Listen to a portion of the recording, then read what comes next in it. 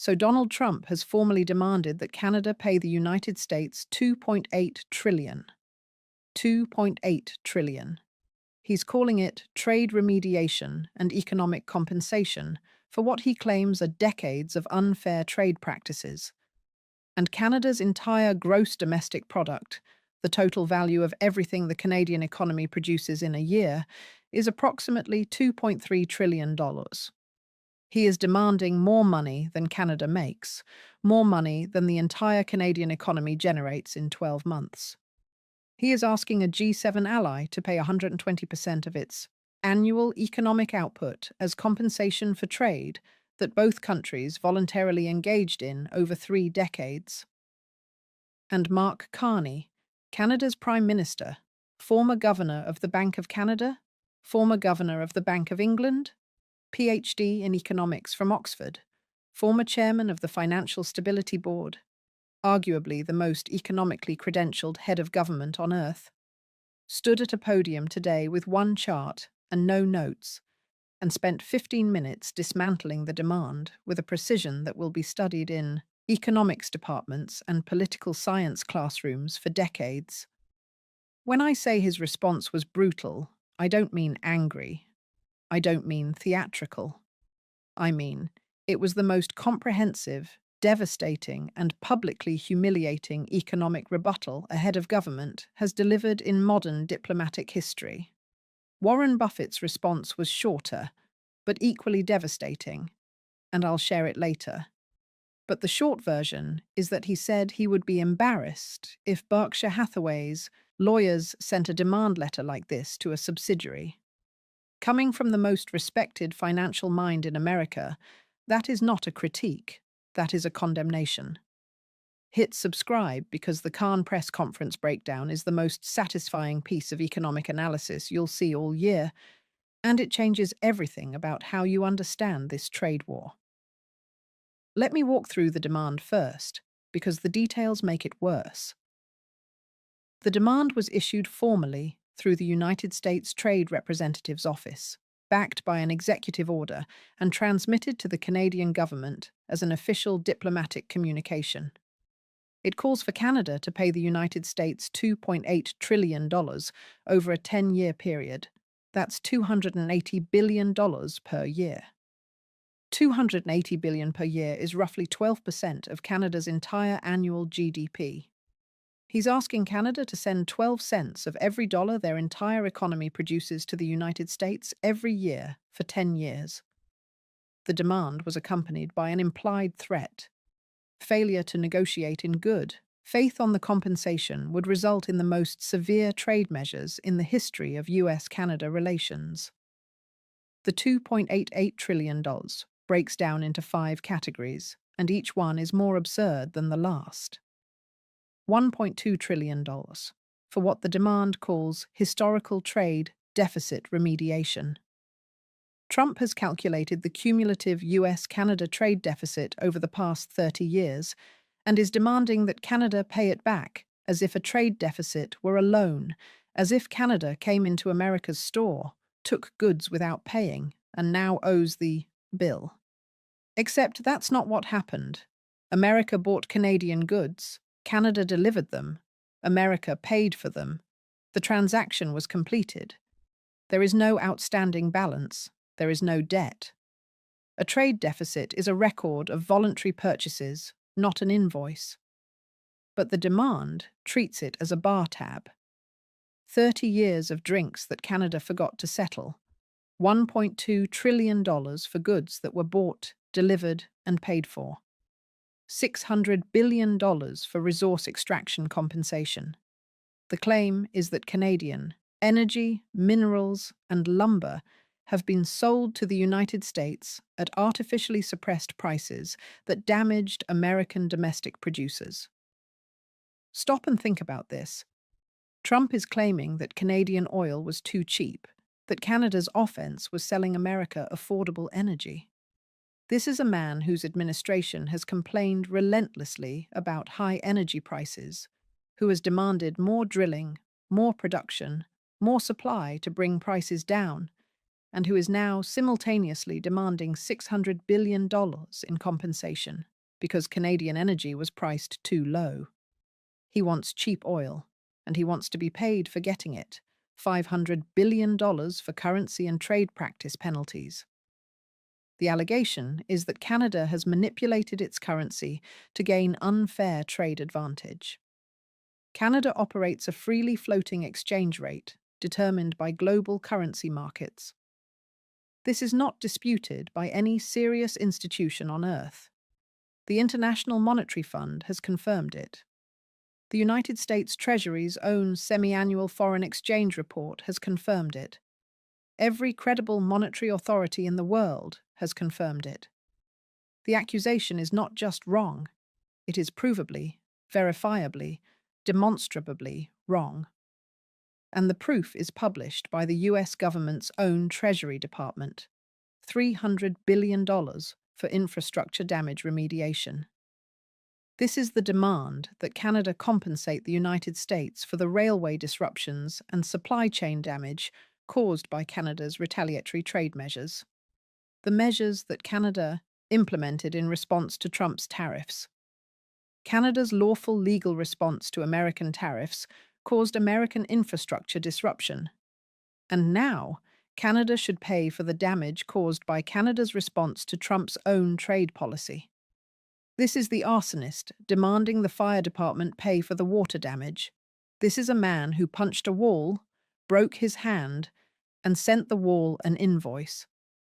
And $200 billion for national security compensation. The Vegas category.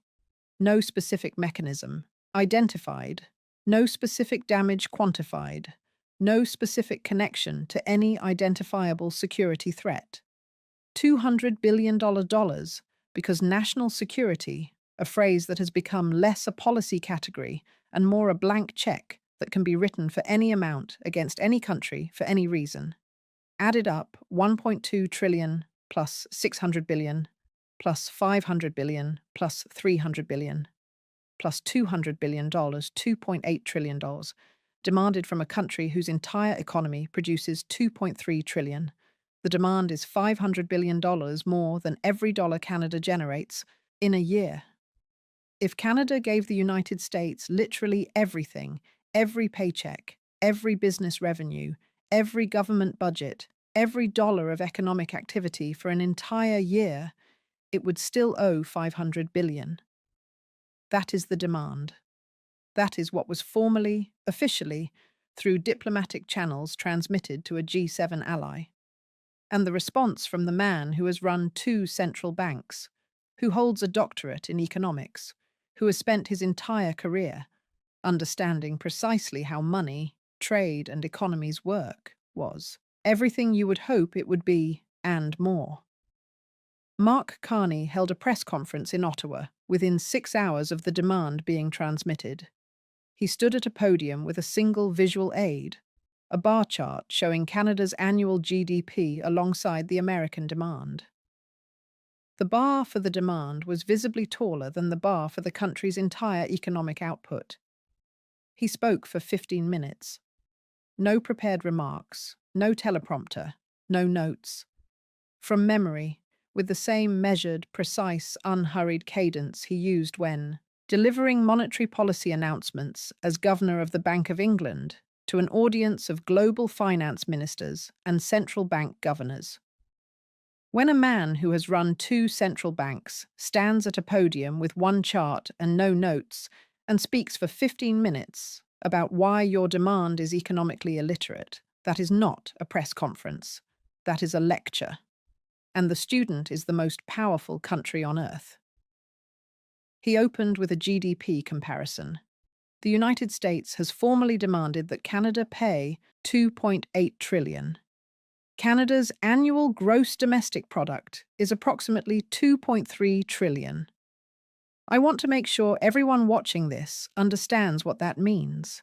If every Canadian, all 40 million of us, stopped eating, stopped paying rent, stopped heating our homes, stopped going to work, stopped every form of economic activity, and instead directed every single dollar our economy produces to the United States for 12 consecutive months, it would not be enough. We would still owe $500 billion. He let the silence sit 3 seconds for. He made every person watching do the math in their head. And the math is devastating. Not devastating for Canada. Devastating for the credibility of the country that issued the demand. He moved to trade deficits. A trade deficit is not a debt. I feel it is necessary to explain this because the demand we receive today suggests a fundamental misunderstanding of how international trade functions. When an American consumer purchases Canadian crude oil, that is a voluntary transaction between a willing buyer and a willing seller. The oil is delivered, the payment is made, the transaction is complete, no residual obligation exists. Describing a cumulative trade deficit as a debt that must be repaid is like going to a grocery store every week for 30 years, buying groceries, paying for them, taking them home, and eating them, and then sending the grocery store a bill, demanding reimbursement for your food budget. He said it slowly, deliberately, with the patience of a professor explaining something fundamental to a student who should already know it, but clearly does not. Then, currency manipulation. Canada operates a freely floating exchange rate determined by global currency markets. I know this with some particular authority because I oversaw those markets for more than a decade. First as Governor of the Bank of Canada, and then as Governor of the Bank of England. Canada does not manipulate its currency. This is not a matter of opinion or interpretation. It is a matter of verifiable fact confirmed by the International Monetary Fund, by the United States Treasury Department's own semi-annual foreign exchange report, and by every credible monetary authority on Earth. To allege currency manipulation against Canada in a formal diplomatic demand is to either disregard the evidence or to be unaware that the evidence exists. He didn't just deny the accusation. He cited his own resume as the rebuttal. I oversaw those markets for more than a decade. That is not a defense. That is a credential drop so devastating it should require a permit. Then the infrastructure claim.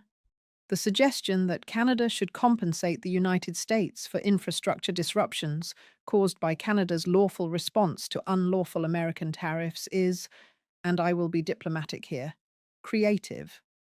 Canada did not damage American railways. American trade policy damaged American railways. Canada responded lawfully within every applicable trade agreement and international framework to protect its own economic interests. Demanding that Canada pay for the consequences of American policy decisions is like punching someone in the face, complaining when they block the punch, and then sending them a medical bill for your bruised hand. The room laughed. That does not happen in diplomatic press conferences. Diplomatic press conferences are sober, scripted, carefully managed affairs where journalists maintain professional composure and leaders speak and measure diplomatic language. This room laughed, because the analogy was so precisely, devastatingly accurate that professional composure could not survive it. And then he closed. This demand is not a negotiating position. A negotiating position must bear some relationship to economic reality. This demand exceeds our gross domestic product. It treats voluntary trade as unpaid debt. It alleges currency manipulation that does not exist. It demands compensation for damage caused by the very policies that created the dispute. I have spent my career in institutions that take economics seriously. The Bank of Canada, the Bank of England, the Financial Stability Board, the G7, the G20. I have negotiated with finance ministers, central bank governors, and heads of state on every continent. I have never in any context, in any negotiation from any counterparty, received a demand this thoroughly detached from economic reality. A pause. Canada's response is no. This is not the beginning of a negotiation. There is nothing to negotiate. You cannot negotiate with a number that exceeds your gross domestic product. You can only explain why the number is absurd and move forward. That is what we are doing. Move forward. Not will counter offer. Not will consider the terms. Not we remain open to dialogue. Move forward. The demand is not worth engaging with on its merits because it has no merits to engage with. Now, let me go deeper into the economics because the absurdity has layers that deserve examination. A trade deficit simply means that one country imports more from another than it exports. The United States has run trade deficits with most of its major trading partners for decades, not because those countries are cheating, stealing, or exploiting America, but because American consumers and businesses buy a lot of imported goods. They buy them voluntarily. They pay market prices. The goods are delivered. Every transaction in the 30-year trade deficit that Trump is demanding $1.22 trillion for was a completed, voluntary, paid in full exchange. Demanding compensation for a trade deficit is like demanding that a restaurant reimburse you for every meal you've eaten there over 30 years. You ordered the food, you ate the food, you paid for the food. Nobody owes you anything. A trade deficit is a choice, not a theft. And here's what makes the Canada-specific claim even more absurd. The US-Canada trade relationship is actually remarkably balanced compared to most American trading relationships. Total bilateral trade exceeds $700 billion annually, making it one of the largest bilateral trading relationships in the world. In some years, the US actually runs a surplus with Canada. In energy, the single most strategically critical sector, the United States absolutely needs Canadian imports. Over 60% of American crude oil imports come from Canada. Almost all natural gas imports come from Canada. The majority of electricity imports come from Canada. America chose to build that dependency because Canadian energy was reliable, affordable, and geographically convenient. It was good economics for both countries. Demanding $600 billion in compensation for a dependency you voluntarily created because it benefited you is not economics.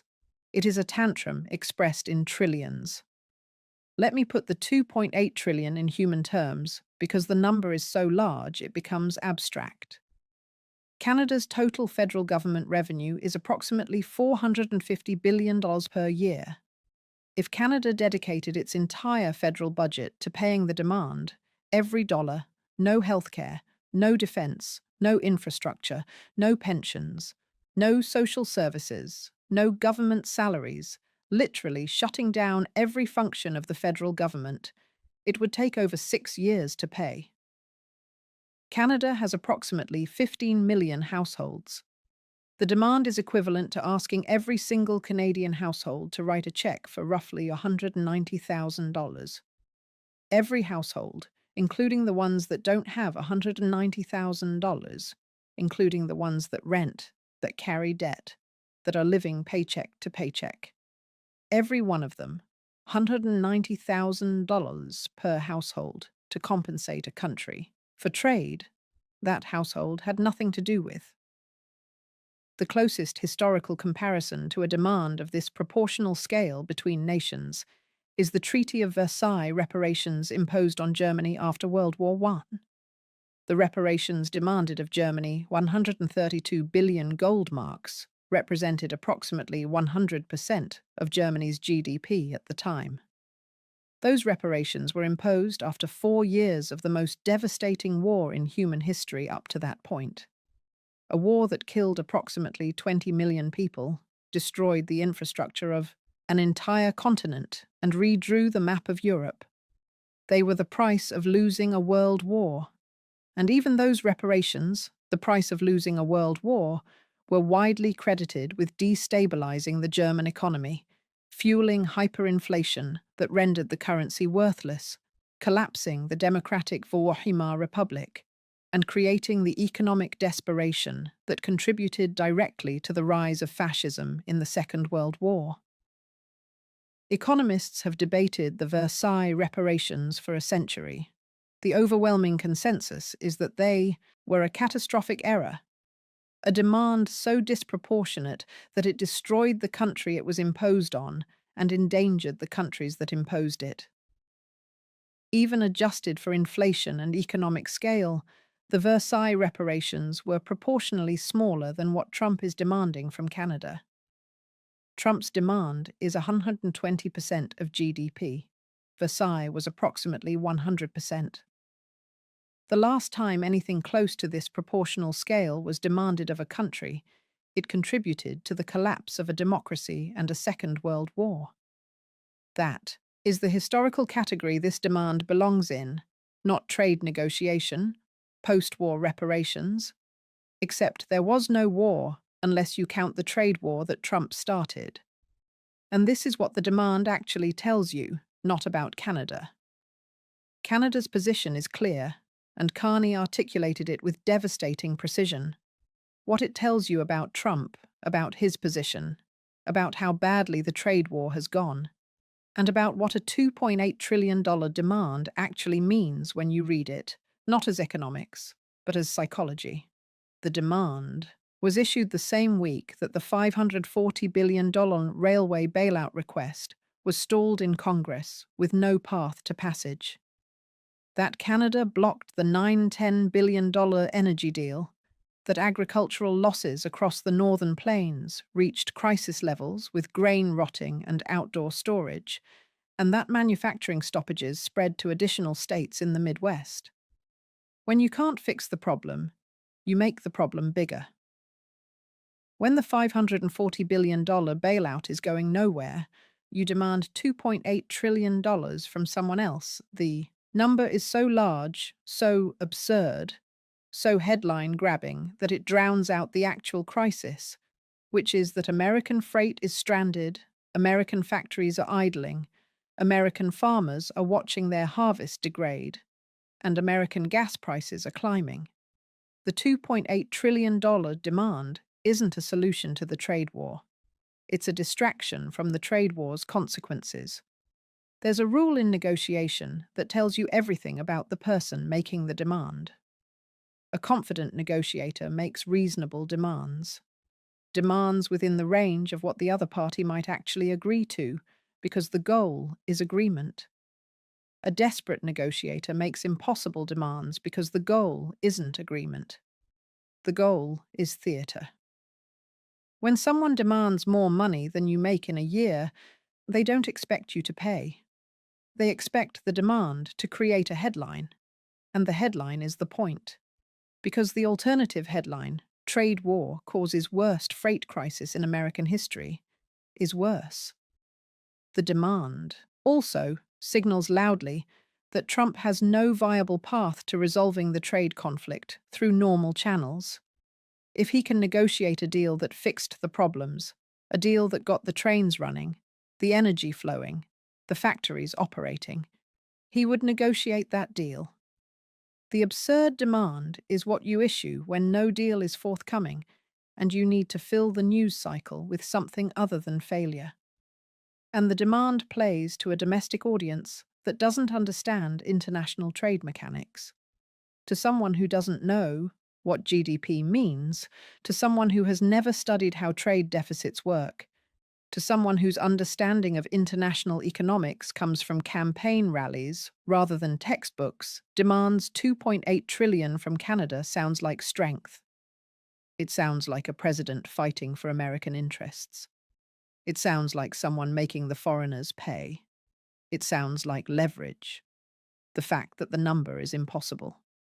The fact that it exceeds the target country's entire economic output. The fact that no mechanism exists to collect it. The fact that it treats completed transactions as outstanding debts is invisible to an audience that measures strength by the size of the demand rather than its plausibility. The bigger the number, the stronger the president looks, until someone who actually understands economics stands at a podium with a chart and explains slowly and clearly and without notes why the number is fantasy. And that is exactly what happened today in Ottawa. And Warren Buffett, who has spent over 70 years distinguishing real economic value from theatre, saw through it immediately. Buffett's statement opened with, "I would be embarrassed if Berkshire Hathaway's legal department sent a demand letter to a subsidiary that exceeded that subsidiary's annual revenue. It would suggest that the people drafting the letter did not read the subsidiary's financial statements. The United States has formally demanded $2.88 trillion from a country with a GDP of $2.3 trillion. Someone did not read the financial statements." He compared the United States government to a company that doesn't read its own paperwork. From the man whose entire investment philosophy is built on reading financial statements more carefully than anyone else on earth. From the man who has made a $50 billion fortune by understanding numbers better than the people presenting them. That comparison is the most devastating possible insult. Not anger, not outrage. Disappointment at innumeracy. He continued, "Mr. Carney's analysis is correct in every particular. A trade deficit is not a debt. Canada does not manipulate its currency. The demand has no basis in economics, in trade law, or in the history of international relations between allied nations." Then he said something remarkable for a man who rarely comments on foreign leaders. "Mr. Carney is the most qualified economic mind to hold political office in the Western world. Directing a demand of this nature to a leader of his caliber is a strategic error of the first order. Not because of the diplomatic offense, though that is considerable, but because Mr. Carney is uniquely equipped to explain in public in detail with data and with the authority of someone who has run 2 central banks exactly why the demand is nonsensical. You have given the world's most credentialed economist a microphone and a reason to use it." Warren Buffett from America just endorsed Canada's Prime Minister as the most qualified economic leader in the Western world and called the American government's own demand a strategic error. That is an extraordinary moment. The most respected financial voice in the United States publicly siding with a foreign leader against his own country's trade demand, not out of politics, but out of economics on the markets. International capital markets now observe a G7 government issuing formal demands that exceed a counterparty's GDP. That is not the behavior of a government the capital markets can rely on for institutional stability and predictable policy. Sovereign risk is not only measured by debt levels and monetary policy, it is measured by the competence and coherence of the demands a government makes. When a government demands more money than a country produces, it signals either innumeracy or indifference to credibility. Neither is reassuring to investors. This demand fails both measures of seriousness. Berkshire maintaining its defensive posture, continued international diversification, no new domestic allocation. We do not invest on the basis of demands. We invest on the basis of fundamentals, and the fundamentals of a government that issues demands exceeding counterparty GDP or fundamentals we prefer to observe from a distance.